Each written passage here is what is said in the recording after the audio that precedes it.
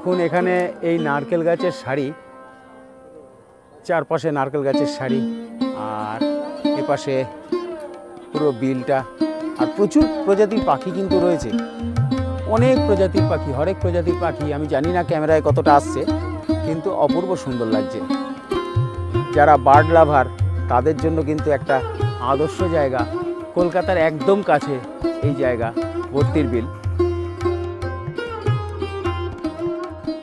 Passion tour এক্সপ্লোরারের আরেকটা নতুন এপিসোডে আপনাদের স্বাগত। আজকে আমাদের গন্তব্য ভর্তির বিল, আর ভর্তির বিল দেখে যদি সম্ভব হয় তাহলে আমরা সিদ্ধেশ্বরী কালীবাড়ি দেখব। আপনাদেরকে নিয়ে যাচ্ছি বারাসাতের খুব কাছে ভর্তির বিল। ভর্তির বিল এর আগেও সম্ভবত আমাদের চ্যানেলে ভিডিও আছে, আপনারা দেখেছেন, কিন্তু আমরা যে সময় গেছিলাম সে সময়টা ছিল মোটামুটি মার্চ মাস। তো এনিহাউ মার্চ মাসে কিন্তু বিলে কোনো জল থাকে না, সেই সময় চাষবাস হয়।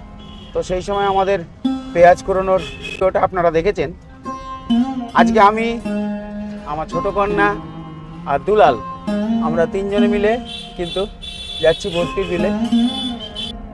দেখুন পাট উঠে গেছে, পাট শুকোতে দিয়েছে দুধারে। দেখুন রাস্তার দুধারে এরকমভাবে পাট শুকোতে দেওয়া হয়েছে। আর এই রাস্তাটা কিন্তু কাঁচা রাস্তা, অর্থাৎ ইট বেছানো রাস্তা, ইটের রোলিং করা রাস্তা, অর্থাৎ যাকে মোরাম রাস্তা বলে।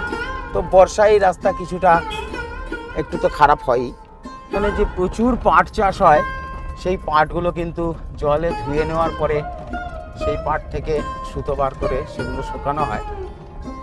আর দেখুন এরকম অপূর্ব সুন্দর গ্রাম্য একটা রাস্তা, এই রাস্তা দিয়ে যেতে হবে এই বিলে। তো ম্যাক্সিমাম রাস্তাটাই ভালো, কিন্তু বিলের কাছাকাছি এসে গেলে আপনাকে যে পাশ দিয়েই যান আপনাকে কিন্তু এই রকম রাস্তাই পাবেন আপনারা, অর্থাৎ মোরাম রাস্তা যাকে বলে আমরা। আর এইখানে দেখুন কি অপূর্ব সুন্দর এই যে পাটকাঠিগুলো রাখা হয়েছে।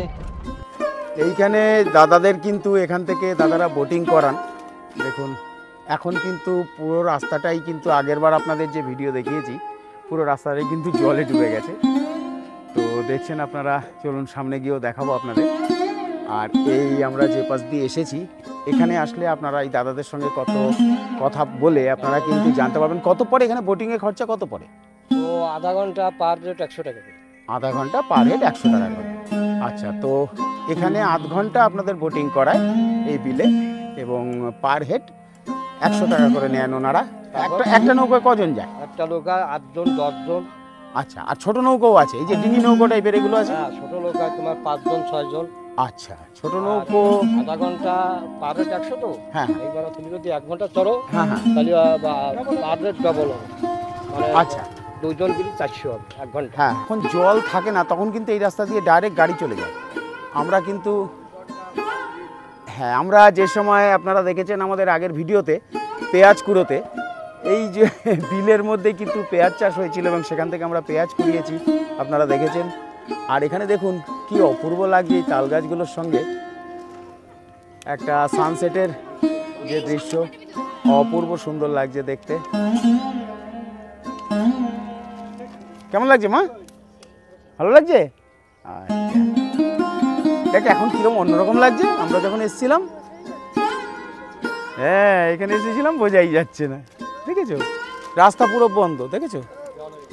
আর এই যে নৌকোগুলো, এই নৌকোগুলো কজন যায়? 4-5 জন এগুলো? আচ্ছা, এই নৌকোগুলোতে 7-8 জন করে যায়। আর ওই ছোট নৌকো যে পাশে, এপাশে দেখছেন সামনে ছোট নৌকোগুলো, এগুলোতে 4-5 জন। আচ্ছা, আর পার হেড আধ ঘন্টা ঘোরার জন্য ওনারা 100 টাকা করে নেন। আর এই দেখুন চারপাশটা অদ্ভুত সুন্দর লাগছে।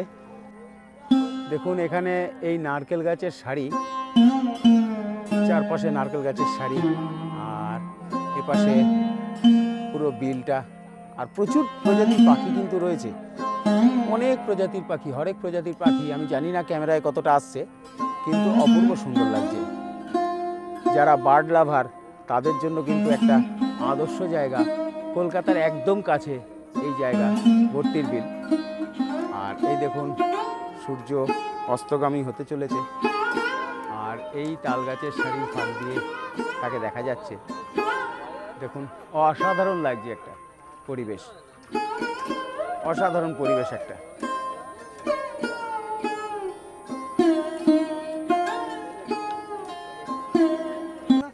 না, আমরা যাব না, আমাদের আজকে একটু সময়ের অভাব রয়েছে, তো যে কারণে আমরা কিন্তু আজকে বোটিং করতে পারবো না। তবে বোটিং করতে পারলে খুবই ভালো হতো। হ্যাঁ, এখন এই সময়টা দেখুন খুবই সুন্দর লাগছে। আর এখানে কিন্তু প্রচুর প্রজাতির পাখি আসে। পাখি কোন সময় আসলে কাকা পাওয়া যায়? এখনই পাকা? আচ্ছা আচ্ছা, এখনই বলছেন ওনারা। এবং এখানে প্রায় 24টা স্পেসিসের পাখি কিন্তু এইখানে এসে দেখতে পাওয়া যায় এই বর্তির বিলে। এটা একটা এখানকার বিশেষত্ব। এবং শীতকালে আসলে কিন্তু আপনারা এই বিলে আর জল পাবেন না। দেখুন এই যে একটা অসাধারণ অ্যাম্বিয়েন্স আপনাদের দেখানোর চেষ্টা করছি সমগ্র বর্তির বিলের। আমাদের কিন্তু এর আগে আর গাড়ি নিয়ে যাওয়ার কোনো উপায় নেই। এখান থেকে বিল ঘুরতে গেলে কিন্তু নৌকো করেই ঘুরতে হবে। তো আজকে যেহেতু আমাদের সময়ের অভাব, আমরা ঘুরতে পারবো না। জাস্ট আপনাদের পারিপার্শ্বিক জায়গাটা দেখিয়ে দিচ্ছি। এই দেখুন সামনে এই নৌকোটা আস্তে আস্তে এগিয়ে আসছে, কি অপূর্ব সুন্দর লাগছে দেখতে। ওনারা সম্ভবত মাছ ধরার জন্য গিয়েছিলেন। এগুলো কিন্তু মাছ ধরার নৌকো, এগুলো প্যাসেঞ্জার নৌকো নয়, এগুলো কিন্তু মাছ ধরার নৌকো। তো হয়তো স্থানীয় লোকজন এনারা, তো ওনারা কিন্তু বিলের মাঝখান থেকে ঘুরে এলেন।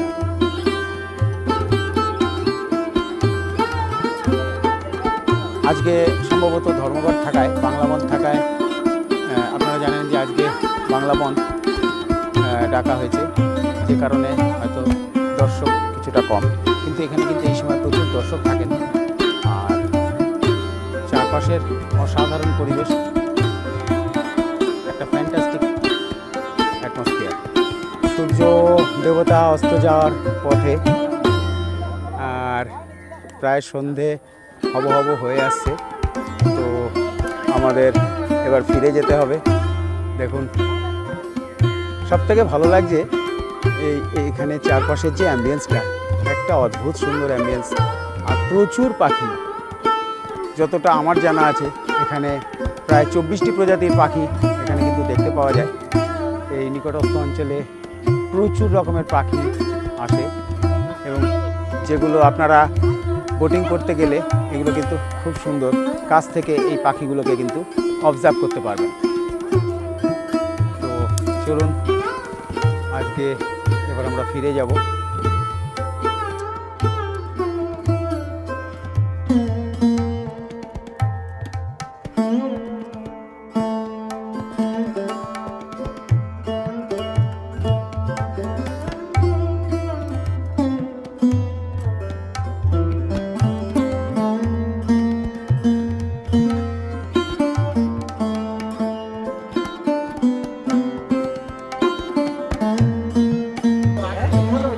আপনারা কি বাজার করতে এসেছেন? না, আমরা বাজার করতে এসেছি। আচ্ছা, আপনার কাছেই বাড়ি নাকি? না, আমরা এখানেই বাড়ি, কিন্তু আমরা বাইরে থাকি। আচ্ছা আচ্ছা আচ্ছা। তো এখানে বিল থেকে তুলে এই দাদারা সব দেখুন, এই যে এখানে ওখানে নাল আছে, বিলের নাল। এই যে কুচে মাছ এখানে দেখুন, যেটা কিন্তু শহরে এখন আর প্রায় পাওয়া যায় না। এইগুলো কুচে মাছ, অনেকটাই সাপের মতো দেখতে। আর এখানে এগুলো শিঙি না? শিঙি রয়েছে। আর ওগুলো মাগুর? মাগুরগুলো কি হাইব্রিড মাগুর?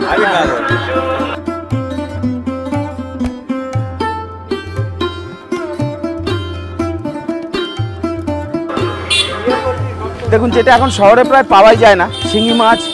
এবং এগুলো কিন্তু হাইব্রিড মাগুর। এগুলো সচরাচর আমরা খাই না, কিন্তু এই শিঙি মাছ এখানে। এই শিঙি মাছ কত করে কিলো? হ্যাঁ, 700 টাকা। এখানে 700 টাকা করে কিলো। তো বর্তির বিল ঘুরে আপনারা কিন্তু এখান থেকে এই ধরনের জ্যান্ত শিং মাছ বা মাগুর মাছ কিনে নিয়ে যেতে পারেন। আর এছাড়া এইখানে এই বিলে প্রচুর শাপলা হয়। দেখুন এখানে এই দাদারা শাপলা বিক্রি করছেন। শাপলা এইখানে দেখুন, এই বিলের তোলা শাপলা এই দাদা ভ্যানে করে নিয়ে এসছেন বিক্রি করতে। দেখুন দেখাই, এই শাপলা ফুল আপনারা প্রায়ই আমরা কিন্তু রাস্তায় পথে ঘাটে যেতে আসতে দেখি পুকুরে। তো এই বিলে এই শাপলাগুলো হয়। আর এখানে একটি ছোট বাজার মতো বসেছে এবং স্থানীয় যারা রয়েছেন তারাই কিন্তু এখানে মাছ তুলে ওনারা, এবং দেখছেন এখানকার স্থানীয় লোকেরাও কিন্তু এখান থেকে বাজার করেন।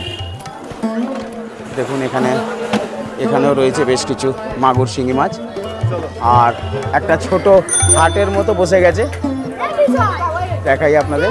ওই দিক দিয়ে আমরা এলাম, বর্তির বিল দেখে ওই দিক দিয়ে আমরা এলাম। এই জাস্ট লেফটে টার্ন নিলে গেলে কিন্তু আপনারা বর্তির বিল ঢুকে যাবেন, আর তার টার্ন থেকে এসেই এই সামনেই আপনাদের কিন্তু এই বাজারটি পড়বে।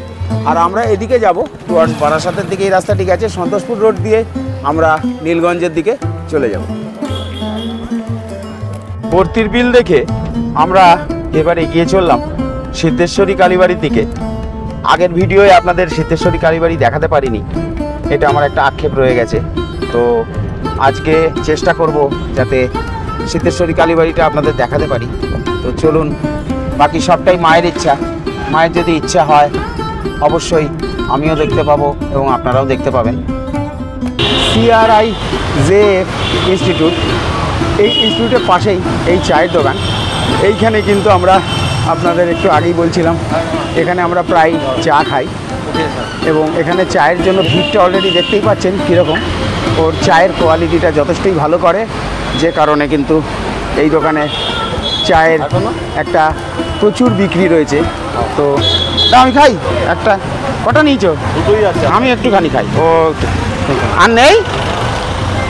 এই দেখুন এই দোকানের প্যারা, এই দেখাই, আমার মেয়ের জন্য নেওয়া হয়েছে। আর ভেবেছিলাম বাড়ির জন্য নিয়ে যাব, কিন্তু নিয়ে যাওয়া যাবে না, কারণ আজকে দুটোই মাত্র প্যারা রয়েছে। এই প্যারা এই ভাইয়ের দোকানে আমরা কিন্তু মাঝে মধ্যেই আসি, দেখাই আপনাদের। এই যে ভাজা লিট্টি ওর দোকানের বিশেষত্ব, আর প্যারা আপনাদের দেখালাম। এই ভাজা লিট্টিটা কিন্তু অনেকটা মালপোর মতো দেখতে, দেখছেন আপনারা। এই আমাদের এই ভাই, তবে কতদিন এখানে দোকানদারি করতে পারবে এটা একটা বড় রুজি রুটির সমস্যা হয়ে দাঁড়িয়েছে, যেহেতু আপনারা জানেন অনেক জায়গাতেই ফুটপাতে দোকান ভেঙে দেওয়া হচ্ছে। যদি ওর দোকান কিন্তু অনেকটাই রাস্তা থেকে ধারে, বাট জানি না, আমরা মনে প্রাণে চাইব যেন ওদের এই ব্যবসাটা চলে। এইটার ওপর কিন্তু বহু মানুষের রুজি রুটি নির্ভর করছে। তো আমি প্রার্থনা করব ভগবানের কাছে যেন ওদের দোকানটা ভেঙে না দেওয়া হয়, যাতে চলে। দেখুন দুলাল ভাজা লিট্টি দুলালের খুব পছন্দ। কী হলো, টক বেশি? টক দিয়ে দিয়েছে না ঝাল? এটা দুলালের ফেভারিট ভাজা লিট্টি, আর আমার ফেভারিট এই দোকানের এই ধোয়া ওঠা মাটির ভারে গরম চা। তো এই চা পানের বিরতি দিয়ে আমরা একটু সিদ্ধেশ্বর কালী মন্দিরের দিকে যাব।